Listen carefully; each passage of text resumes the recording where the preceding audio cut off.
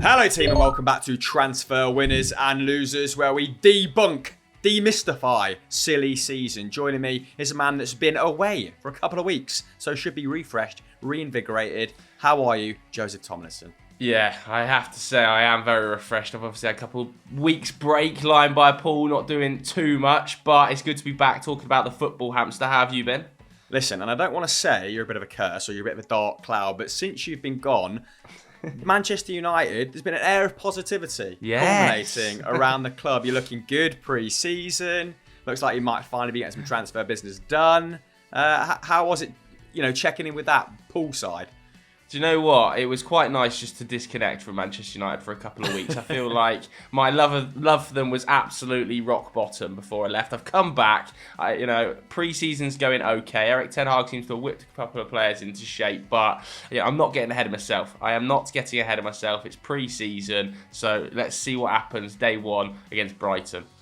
Mate, I'm all good. Celtic getting their transfer business done early doors, although it looks like a few interesting links remain. Let's move on to this week's talking point then before we roll into our winners, losers and moment of the week. And talking of pre-season blues, Manchester United have escaped them, but Chelsea very much in the quagmire at the moment, losing 4-0 in the Florida Cup to Arsenal thanks to goals from... Jesus, Odegaard, Saka and Lokonga. Now, they looked all out at sea in this fixture. But before we talk about Thomas Tuchel and his post-match wrath, we're going to talk a little bit about Arsenal, aren't we? Because they're a team in the ascendancy, or at least that is the narrative being pushed forward by the media at current. Now, this is what Arteta had to say after the game against Chelsea. Yeah, but it's a friendly match. Obviously, as you could see, there are a lot of positives to take from the game. The way we played, intensity that we showed, the way we're trying to do who we are as a team, but at the same time it's just a test match. Don't get carried away. There is still a lot of things that we have to get better at and do better. So yes, the Spaniard unsurprisingly buoyant there. And I know he said at the end of that to take the result with a pinch of salt, but Tomlinson, he must be absolutely delighted to get the mental edge, let's say, over an immediate rival just 2 weeks before the start of the season. What were your big Arsenal positives from this game and the previous 2 weeks, let's say, because they've had a very healthy summer? Yeah, well, as I've been lying poolside, I haven't been updated crucially that much on Arsenal. But from the little I've seen, it's hard to look away from Gabriel Jesus being a huge positive to have hit the ground running in the way he has. I've read a couple of Athletic articles about the situation. Obviously, 4 goals in 4 pre-season games. He's come in behind the scenes and he's really kind of buoyed the team. And sometimes a signing does that for you, doesn't it? When a big name joins the side, the rest of the players can lift their entire game. And the front four looks extremely fluid with Saka coming in off the right, Martinelli off the left, Martin Odegaard, probably one of my favourite number 10s in world football, drifting, working hard off the ball.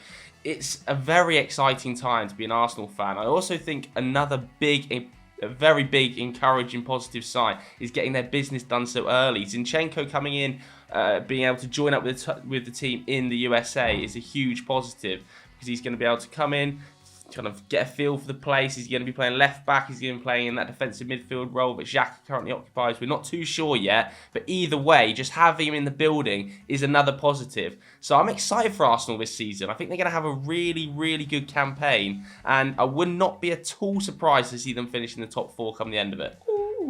Early insight into Joseph's pre-season predictions then on Sunday Vibes. More Arsenal love. You had a lot of love for them last season as well. All right, let's extinguish this positivity then, and let's hear what Thomas Tuchel had to say about Chelsea post-match.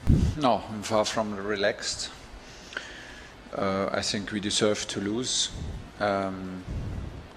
which is fair enough because we were simply not good enough. We were absolutely not competitive.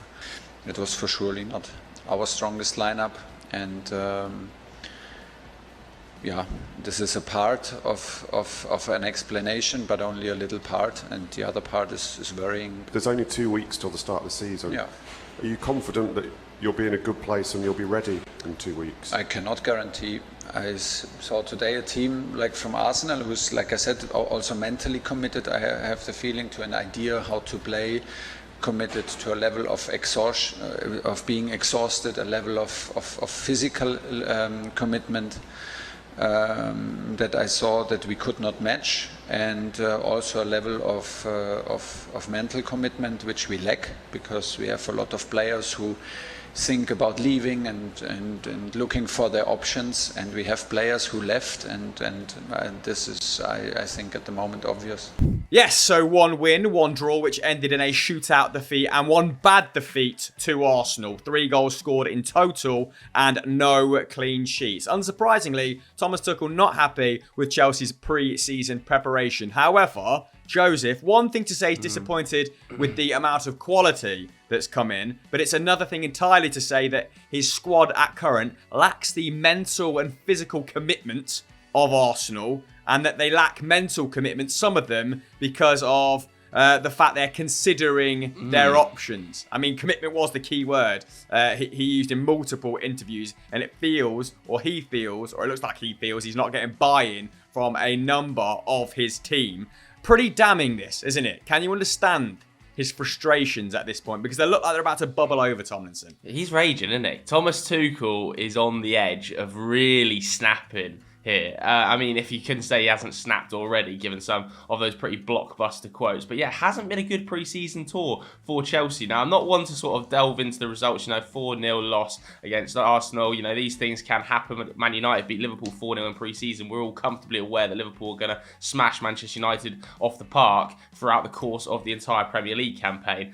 But it's the manner in the way that Chelsea are playing right now. A mix of systems. He seems pretty unsure. Is it going to be a back 4?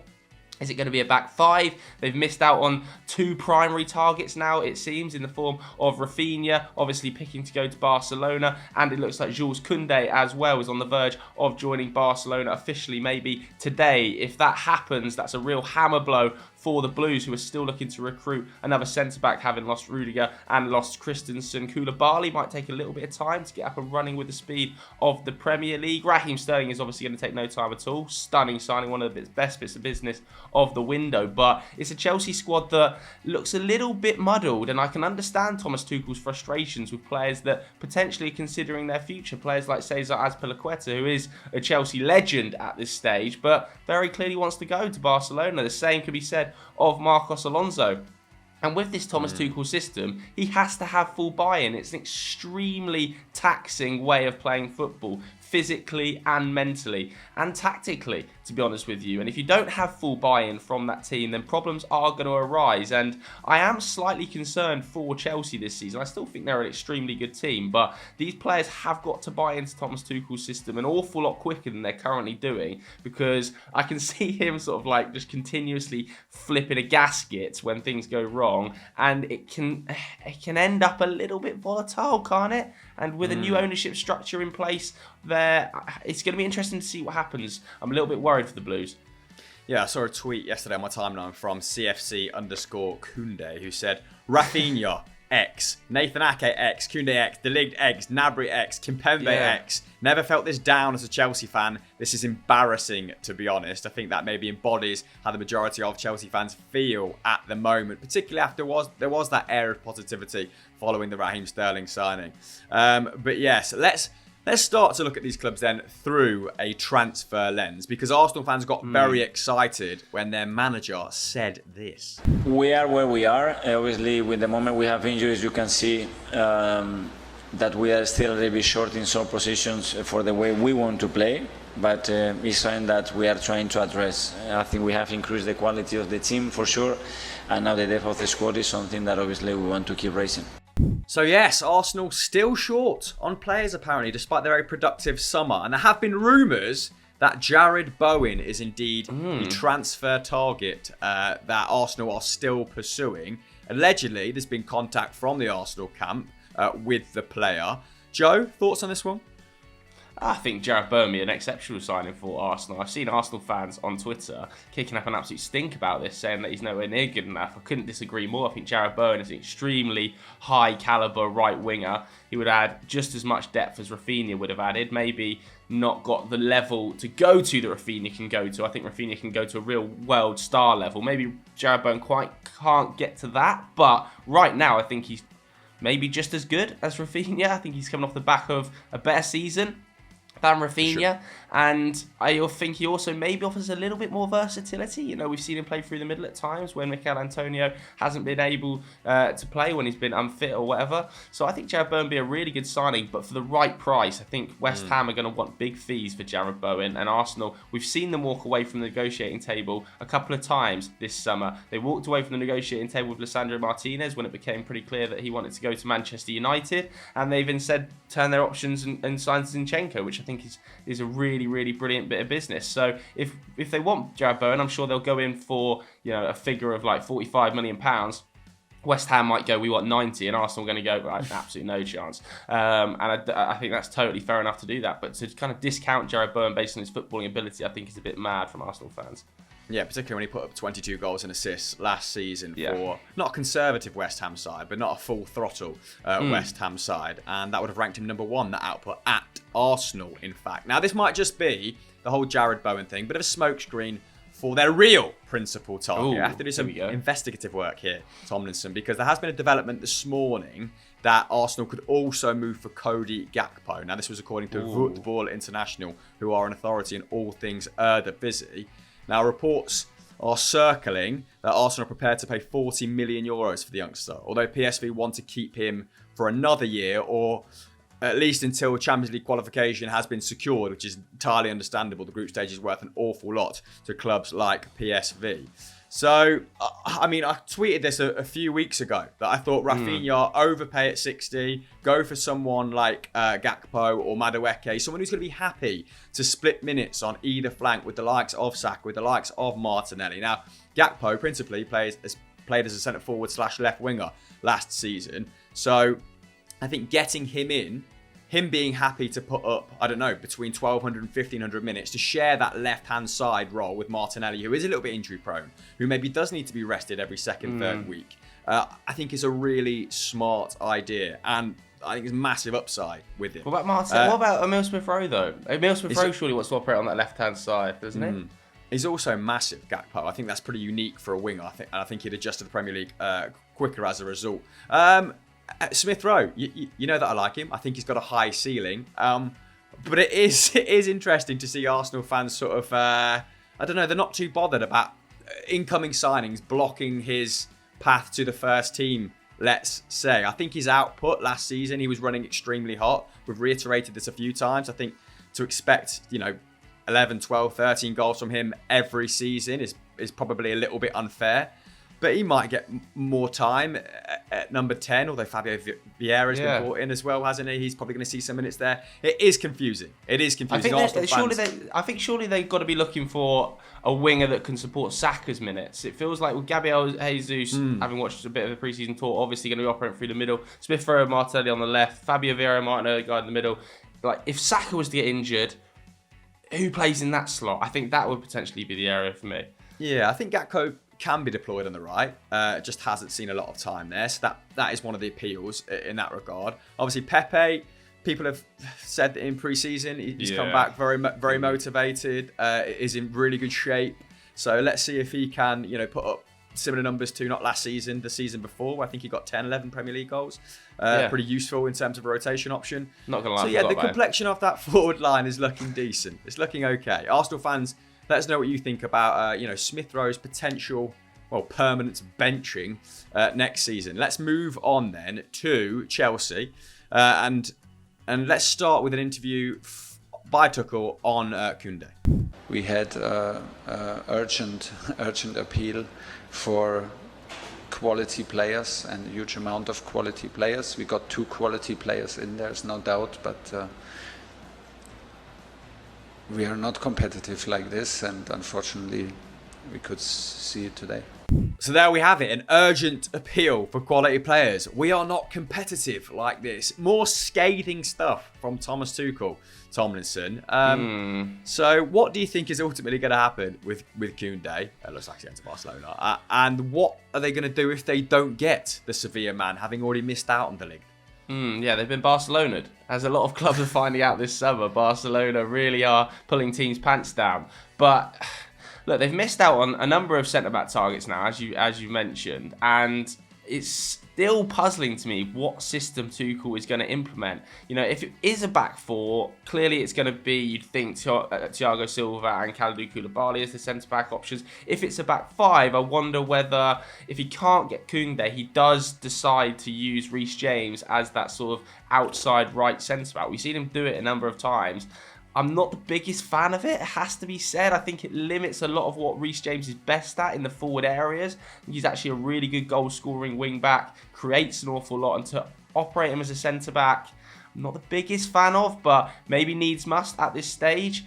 I do kind of think that Chelsea will be willing to take it right to the wire to sign a centre-back, and if Ake isn't available, De Ligt isn't available, Koundé isn't available, Kimpembe is not happening, I'm interested to see what the commenters think. Like, who would you pick at home if none of those guys want to join Chelsea? Who would you target to play maybe as that right centre-back option? Let us know in the comments below, I guess.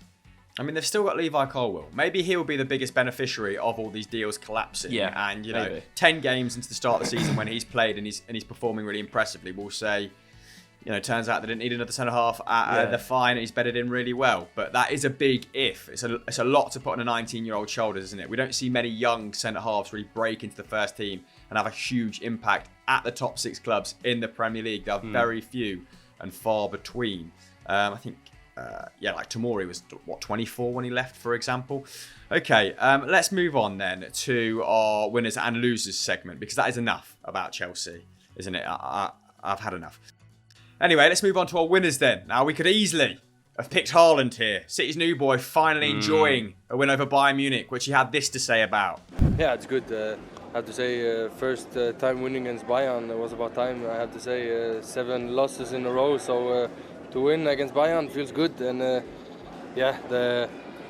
the quality is good, and it was also good to play against Bayern to get a real test before Liverpool in the week. However, there are a couple deals coming to fruition that we've been banging on about for a while, and it's nice to dip our toe outside of the top 6. And one of them is this.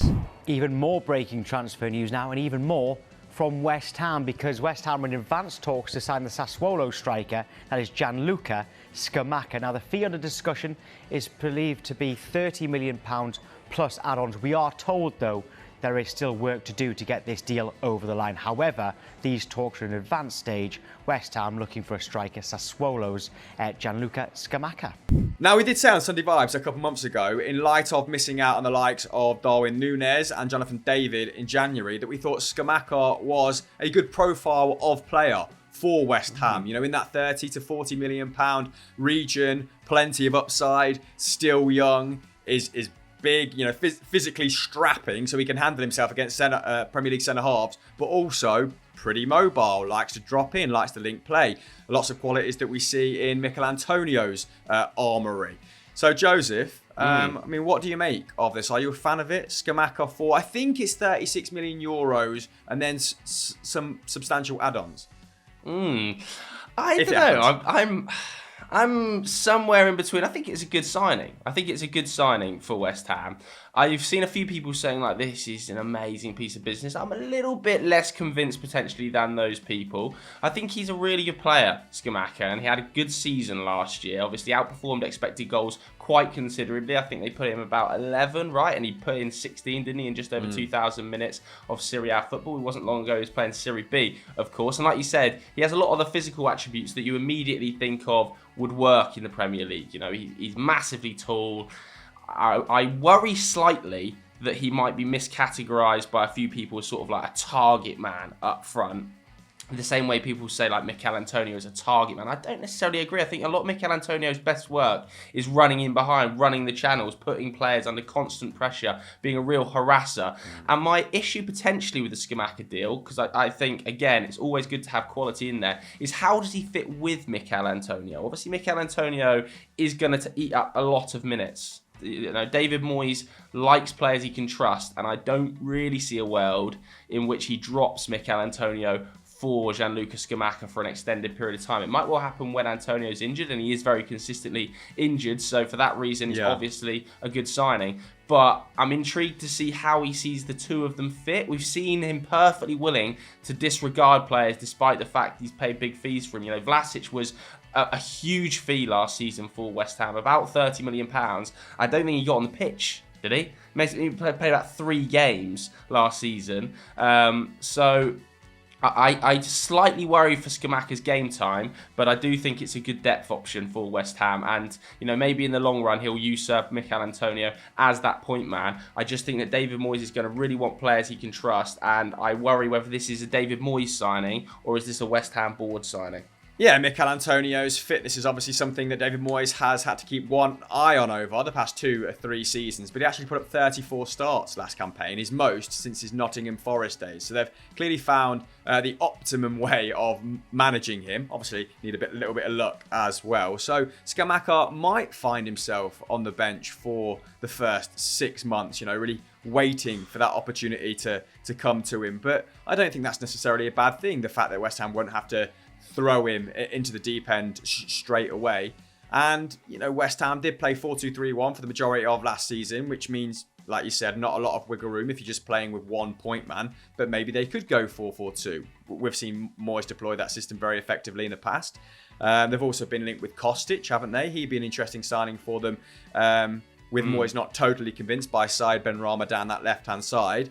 So I think if they can keep Bowen, get Scamacca as a bit of depth, I think that puts them in really good stead, and it's a good way to bounce back from missing out on a couple of key targets. Jesse Lingard being one, who's obviously chose to go to Nottingham Forest. Yeah. We've not spoken about that in this week's show, but I don't think we have the time. Fair play, 1-year deal on mega bucks. Let's move on to losers then. A few more deals that maybe are falling by the wayside, and we could have just lumped Chelsea in this section, but we'll stop flogging that dead horse. Instead, here are a few moves that don't appear to be materialising. A couple of them that we really liked as well. So Cucurella to Manchester City. I think they bid £30 million, £20 million below Brighton's valuation. I think £30 million is a fair bid, but is he worth 50 mil to Brighton down that left-hand side? Probably. So bit of a stalemate there. Can't see that really picking up this summer. 50 might be a bit of an overpay. Maybe they'll go back in for him January or next campaign. Florian Grillitsch to Brighton. Now appears that he's going to Galatasaray instead. Very disappointing. He was someone that we used a lot, wasn't he, in our How to Fix podcasts. Can play centre back, can play on the left-hand side, can play CDM. So it's a shame we're not going to see him in the Premier League, because definitely had some... I had a lot invested in that move, or wherever he ended up. Yeah, I saw the tweets. And Bastoni has confirmed that he's not going to Tottenham amidst heavy transfer talk. Joe, anything from your end that you want to add to the loser spectrum? I suppose anybody who's going up against Barcelona right now. I think it's a really interesting summer for Barcelona. Obviously, mortgaging the long-term future for the short-term success of the club. Obviously, they've got some huge signings through the door. Lewandowski, Rafinha. It's like Koundé's going to join as well. And they really are... It's like scalping a lot of Premier League sides in the process, aren't they? Especially if Frankie de Jong was to stay, you'd think they've done Manchester United, they've done Chelsea out of at least 2 deals. Arsenal were interested in Rafinha as well, so they've kind of semi-done Arsenal, although I don't think they were ever going to make that move permanent because of the Chelsea interest as well. So it's an interesting summer for Barcelona, who are kind of just strolling along with nobody really knowing how they're doing it, activating levers left, right and centre, and in the process mugging off Premier League teams, which I kind of half respect Housery at this stage.